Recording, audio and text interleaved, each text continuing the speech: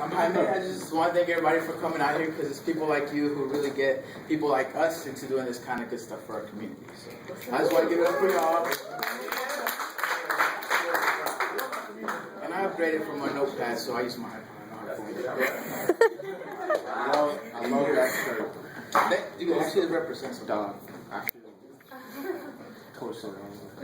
The only thing I wish was that el amigo que se fue no se hiciera el amigo que no regresó. Backpack full of 1-gallon jugs, pockets stuffed full of drugs, shades covering the red eyes, the bandanas covering the tear trails on their faces. The gallons are empty from so much thirst, but overflowing with gallons of tears from the loved ones that they left on the day they began the journey to the land of the opportunity.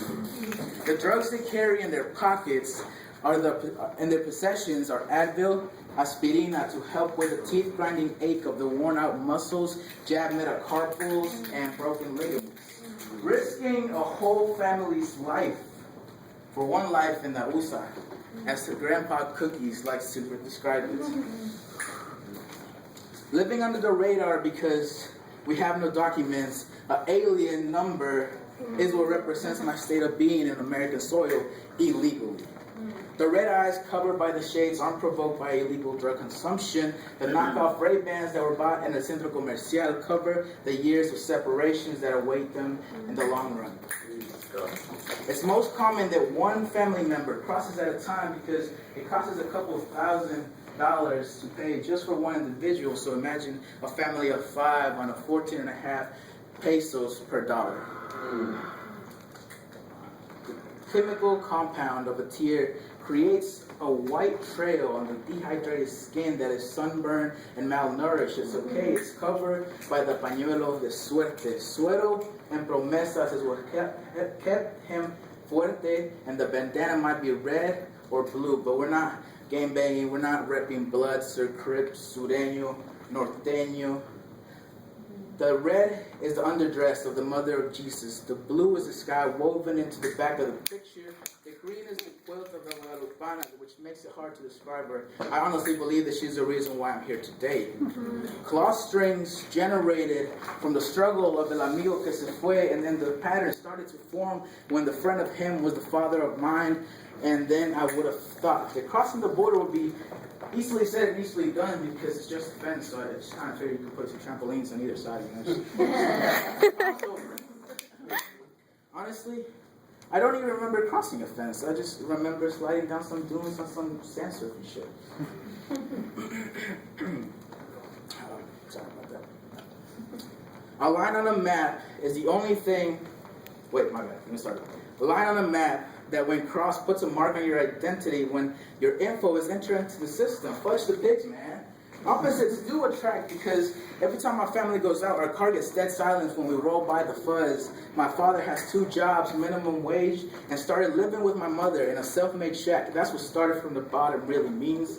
My respect for my old man is so high a lot of times it's really hard for him to see it. I worry about Bigfoot stalking my young handsome self as I stroll down lonely paths when I should really be worried about why we struggle with money sometimes and my father works till 12 a.m.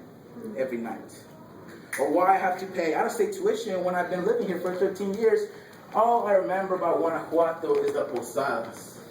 They actually were about family unity, like not nowadays for little mocosos that they just get to have candy while their parents talk to their friends. And then I guess that also explains why I want to be the first to hit the piñata at every little sibling's party.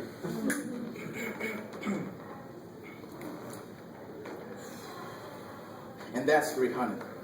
Because I'm still a young kid at heart, a young boy to my mama's eyes, but an adult to the eyes of the judge in every court session. Dear employer, my girlfriend did not ask me for a social security number, so I don't see why I need one to prove that I'm trustful or can work just as hard as an undocumented folk with a permit. In Mexico, the human body is what determines how much a paisa will work. Colleges where great minds get rejected from a higher education is from the lack of pesos. That doesn't mean that they are lazy and criminals. It just means that you can't really take advantage of the opportunity that is halfway given. It's like asking for a plain chicken sandwich at McDonald's and just getting the patty with no bread. Just an insider about that. If it's a choice, then it should be followed and delivered through properly. Letters need to be sent. Signatures need to be put on important documents, and action needs to be taken when the demand is very dense. That's why feeding his 2 knucklehead daughters and his almost perfect son, and his lovely wife's tummies could not be denied by a single fence. And my father, to this very day, is happy with what he got and the people that he got, despite the documents that he doesn't have.